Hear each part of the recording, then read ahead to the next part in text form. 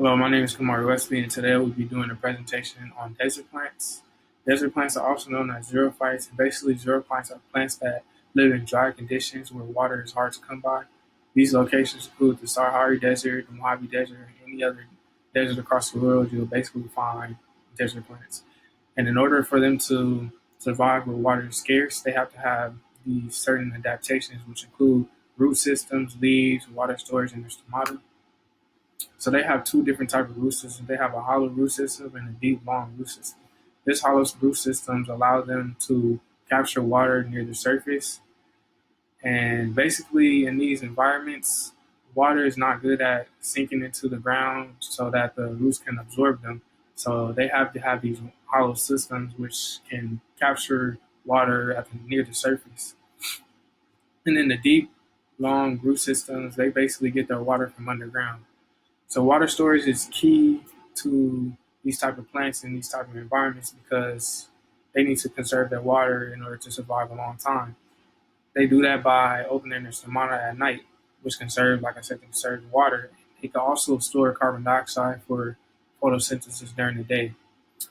And they also have some of these plants also have succulent leaves, and basically what succulent leaves is they're modified leaves that allow them to hold water in their leaves, in their succulent leaves, basically.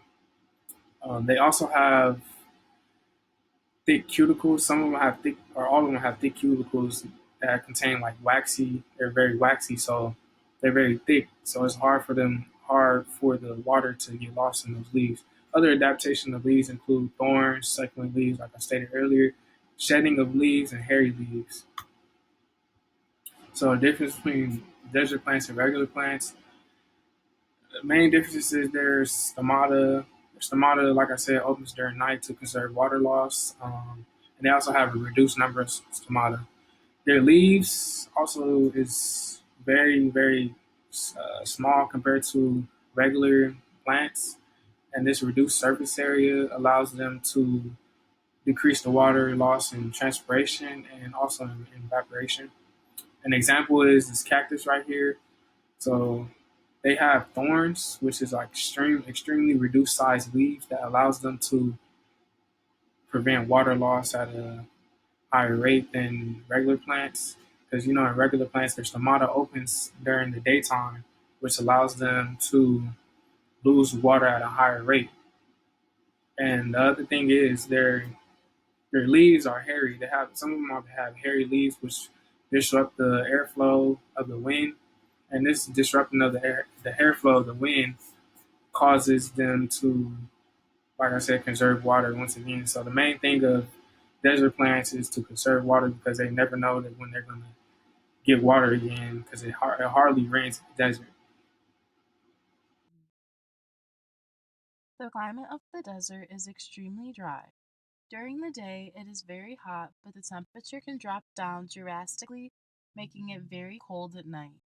Most animals and plants cannot survive in climates like this, so the ones that do have certain adaptations in order for them to thrive in the desert climate.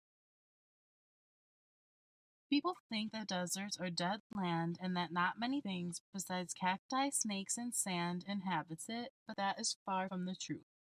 The Sonoran Desert alone is home to around 500 species of birds, 130 species of mammals, over 100 reptile species, and around 2,500 plant species. Deserts are not completely void of water 365 days of the year. It does precipitate around 25 centimeters each year, and in August, most of the rain is seen with about 1.3 centimeters total. There's no rain usually from December to March. Desert plants are unique in that they can hold in very little water available to them for a long period of time.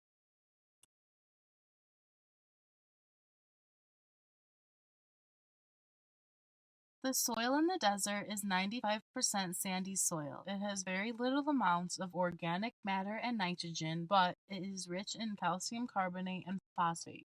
The soil is called arid soils, which means dry soil in Latin. Arid soils are found in arid climates known as desert climates. This type of soil has silt particles that allow some moisture to be retained. In order for plants to grow in the desert sandy soil, the plant must be able to last through drying cycles and they must like environments that cannot retain much moisture. Desert plants are highly diverse in some areas where there's more rainfall and vegetative cover. In the driest deserts, there is fewest diversity in living organisms. The Sonoran Desert is a desert that contains a high variety of plants from the main three plant families. The Sonoran Desert has more than 2,500 different species of desert plant, which is more than any desert in the world. Plant adaptations, C4 plants. One adaptation of desert plants is the idea of being categorized as a C4 plant. C4 plants alter the photosynthetic pathway in order to maximize CO2 assimilation rates. The C4 plants have up to 10 times more carbon dioxide assimilation rates compared to that of the most efficient C3 plants. The C4 plants are common in areas that are hot and arid, such as deserts, because they reduce water loss by decreasing photorespiration. The C4 pathway evolved over 45 times in 19 families of angiosperms, demonstrating one of the most widespread convergent evolutionary phenomena. The C4 pathway differs from photosynthesis of C3 plants in the fact that the C4 pathway, the light-dependent reactions in the Calvin cycle, are physically separated and occur in two different cell types. The primary carbon fixation takes place in the mesophyll cells that surround the bundle sheath cells. This is where carbon dioxide from the atmosphere is fixed and moves into a four-carbon organic acid known as oxaloacetate. This step is performed by the enzyme phosphoenolpyruvate, also known as PEP carboxylase. From there, it turns into malate and is transported to bundle sheath cells where it is decarboxylated to produce carbon dioxide, pyruvate, and NADPH. The CO2 can then be fixed by Rubisco and converted into sugars by the Calvin cycle, exactly as it is in the C3 plants. By having the mesophyll cells continuously pump out carbon in the form of malate, the concentration of carbon dioxide is always higher than oxygen, making it so photorespiration is decreased and thus water loss is reduced, an important adaptation for desert plants. Plant adaptations, CAM plants. Another plant adaptation to hot and desert climates are CAM plants. These plants reduce photorespiration and water loss by performing the light-dependent reactions and the Calvin cycle during different times of the day between day and night. CAM has evolved in over 30 plant families and occurs in over 20,000 species. CAM photosynthesis seems to have originated to utilize carbon dioxide under conditions where water availability is limited, such as in deserts. During nighttime, CAM plants open their stomata so carbon dioxide can diffuse into the leaves. The diffused carbon dioxide then undergoes carbon fixation in the same way as C4 plants, where carbon dioxide is turned into oxaloacetate by PEC carboxylase and then malate or some other type of organic acid. The organic acid is then stored in vacuoles until daytime. During the day, CAM plants do not open their stomata but still photosynthesize by breaking down the organic acid that was stored in the vacuoles into carbon dioxide to utilize in the Calvin cycle. By opening their stomata only at night, CAM plants avoid respiration and very water efficient as temperatures are cooler and humidity is typically higher at night, both things that decrease water loss from leaves. Because of this, CAM plants are well adapted to live in very hot and very dry environments, such as a desert. We're going to be talking about animals' adaptations. How have animals adapted in the environment to these desert plants? The animals of the desert had to adapt physiologically and anatomically to drought. This is important because the animals take part in the desert ecosystem, just like the plants do. Their metabolic water is almost completely obtained through their diets, since there's no free water around. Similar to xerophytes, most species are active at night. Diurnal species can be found active early in the morning or late at night. Pictured on the slide is a long-legged ant. They are similar to regular ants, but they have adapted with long legs to keep them elevated off the hot sand to retain body temperature. Their diets consist of the seeds from the desert plants. They make it their mission as a group to go out and get the seeds and bring them back to the rest of their colony.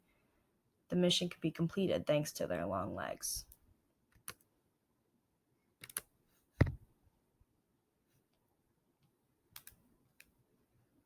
Human effect. What have humans done that has affected desert plants? Agriculture is one thing that has made an effect on this environment. Farming and the grazing of cattle left the sandy, loose soil to get picked up by the wind. This caused erosion. In populated areas, large parts of desert lands have been lost due to the installation of irrigation systems. These systems provide the soil with water, allowing for more plant growth, thus increasing agriculture in these areas, which then increases grazing and kills off the land. Vehicles that are used for off-roading not only kill small desert shrubs, but can cause irreversible damage to the habitat. Last but not least, humans have caused global warming that has increased drought in these deserts, decreasing with very little water these plants already had. These higher temperatures also increase the chance of a wildfire. These are our references.